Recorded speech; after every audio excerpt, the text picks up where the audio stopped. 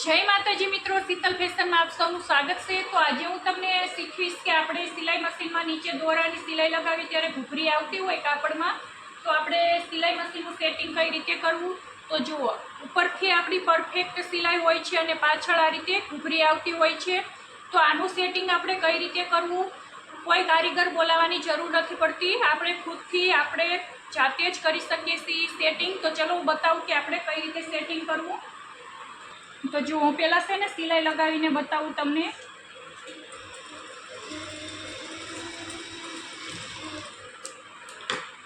તો જુઓ, આ આપણે એકદમ ઉપરથી પરફેક્ટ સિલાઈ લાગે છે, તમે જોઈ શકો છો કે આપણી સિલાઈ એકદમ પરફેક્ટ લાગે છે। અને પાછળ જોઈએ તો જુઓ, આપણે આને શું કહીએ, ઘૂઘરી આવે, કાપડમાં ઘૂઘરી આવે છે એમ આપણે કહીએ છીએ।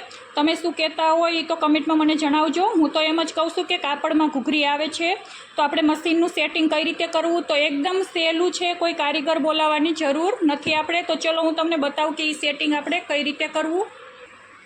તો જુઓ, એના માટે બસ આ એક ચકડી છે, આપણે જે આ છે એને આ રીતે ફેરવવાની છે। પહેલાં થોડીક જ ફેરવવાની છે, પછી આપણે સિલાઈ લગાવીશું।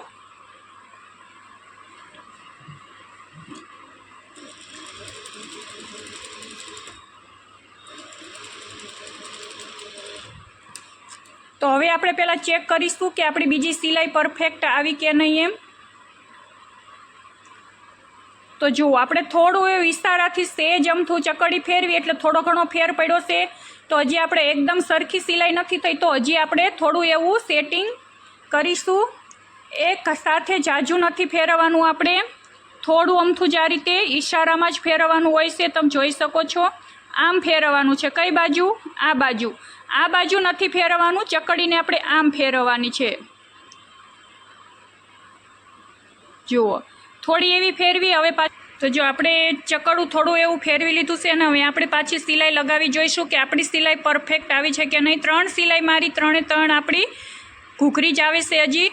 તો મેં ફરી એકવાર આને થોડું એવું ઇશારાથી આમ ફેરવું છે, અને હવે આપણે સિલાઈ લગાવીશું।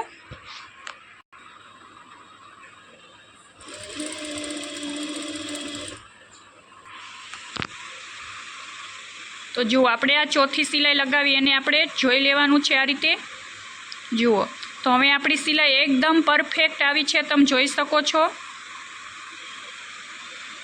જોઈ લો, 3 સિલાઈમાં ઘૂઘરી છે અને આ સિલાઈ આપણી એકદમ પરફેક્ટ છે। હજી આપણે એકવાર ડબલ ફોલ્ડ કરીને મશીન ચલાવી જોવાનું છે આ રીતે।